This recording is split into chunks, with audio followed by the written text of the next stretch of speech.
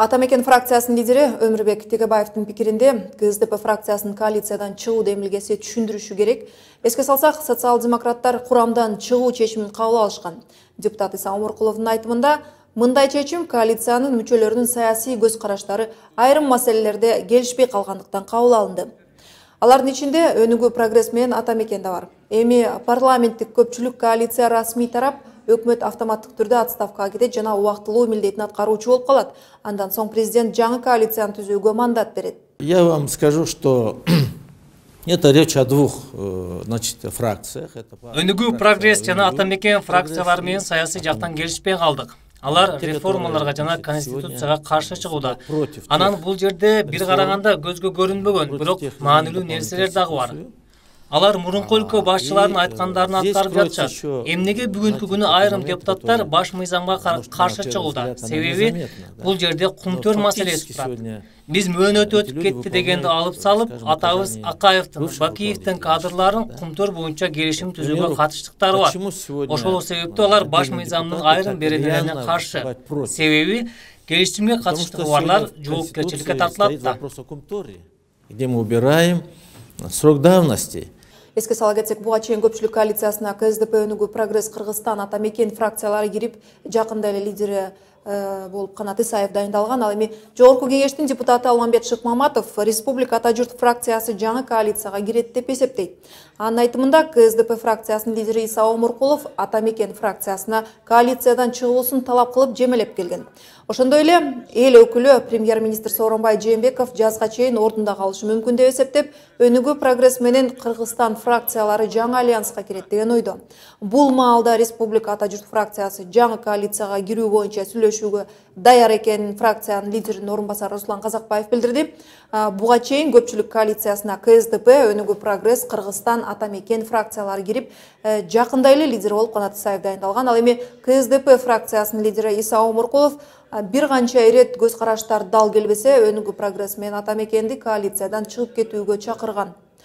Парламенттеги көпчүлүк коалицияда КСДП, Кыргызстан, Атамекен жана Өнүгүү прогресс фракциялары бар. Акыры ыркы келишпей тараган коалициянын тагдырына карата серепчилер кандай баам салышарын кесиптешим билип көрдү. Ушул коалициянын ыдырашына СДПК партиясынын коалициядан чыгып кетиши себеп болду да.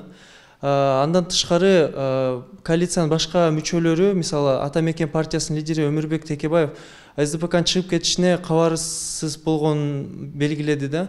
Ушул СДПКнын эч ким менен кеңешпей туруп чыгып кеткенин кандай түшүндүрсөк болот? Негизде коалициянын көпчүлүктүн коалициясынын тарашы, ыдырашы бул закон ченемдүү мындай көрүнүш. Себеби буга чейинки саясий окуялар, ошол коалицияны түзгөн фракциялардын ортосундагы кээ бир орчундуу маселелер боюнча карама каршылыктар ушуга алып келди. Ал эми социал-демократтардын чыгып кетиши бул ошонун бир мындай мыйзам ченемдүү натыйжасы. Ошол ишти бир чекит койгон эле окуя болду. Болбосо коалиция деген мейли мыйзам чыгаруу ишинде болобу, мейли мамлекеттик башка маанилүү маселелерде болобу, биригип чечим кабыл алышып бир багыт иштеш керек. Кийинки кезде тилекке каршы биз андайды көрө албай атабыз. Демек, коалиция иштей албай калды. Ошондуктан бул коалиция кетип, эми ордуна жаңы коалиция түзүлүш керек. Ушул коалициянын ыдырашы мамлекеттеги бийликтин ыдырашы дегенде түшүндүрөт да. Мисалы жакында эки саясий окуя күтүп жатат бизде. Бул жергиликтүү кеңештерге шайлоо жана конституция боюнча референдум. Ошол нерселерге мун коалициянын ыдырашы кандай таасир тийгизет? Албетте, бийлик, мамлекеттик бийлик туруктуу, стабилдүү иштесе, бул экономика үчүн дагы, саясат үчүн дагы зарыл шарт. Тилекке каршы коалиция тарады. Бирок менимче, мына ушул Кыргыз эли азыр маанилүү саясий окуялардын алдында турат. Менимче жаңы коалиция ушул шарттарды эске алып, жаңыча бир жол менен ушул маселелерди чечүүгө мүмкүнчүлүк алат деп ойлойм. Ошол жаңы коалиция кайсыл маселелер биз үчүн маанилүү, Кыргызстан үчүн кайсыл маселелерди жана кандай жол менен чечишибиз керек. Ошого даяр, ошого макулдашкан фракциялар коалиция түзөт дагы. Анан кийин өкмөттү бекитип, убакыт аз болгонуна карабай, менимче бул маселелерди чечүү мүмкүнчүлүгүн алат. Коалициянын ыдырашы ушул өлкөдөгү саясий кризиске алып келиши мүмкүнбү? Саясий кризис менимче чыкпайт. Бирок баары бир бул башка маселелерден алаксытып, ошол бийликте иштеп аткандардын көңүлүн алакты кылып, бир аз мындай терс таасирин тийгизиши мүмкүн. Бирок бул кризис эмес, мындай чындай келгенде кеп эми ошол мөөнөткө жараша тезирээк жаңы коалиция түзүлүп, анан кийин ошол бир толук кандуу мындай кадимкидей иштеп кетишинде. Буга менимче мүмкүнчүлүктөр бар. Албетте дагы саясий тирешүүлөр, кайым айтышуулар, күрөштөр болушу мүмкүн. Бул табигый нерсе.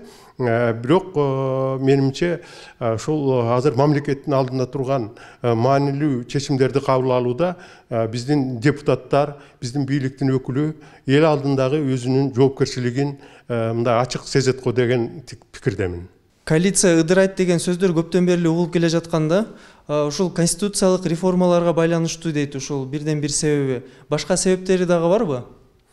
Менимче эң негизги себеп бул конституциялык реформа. Себеби бул мамлекеттин тагдырын чече турган чоң маселе. Бирок башка маселелер боюнча дагы эгерде коалиция тил табышып бир пикирде болсо, анда бул маселеде дагы мүмкүн бир оң жыйынтык чыкмак.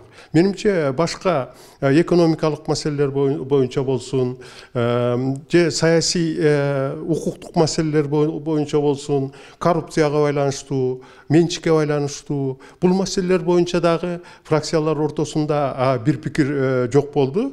Ушулардын баары келип туруп, жанагыдай биздин парламенттеги көпчүлүк коалициясынын иштей албай, буту колу тушалып туруп калышына себеп болду.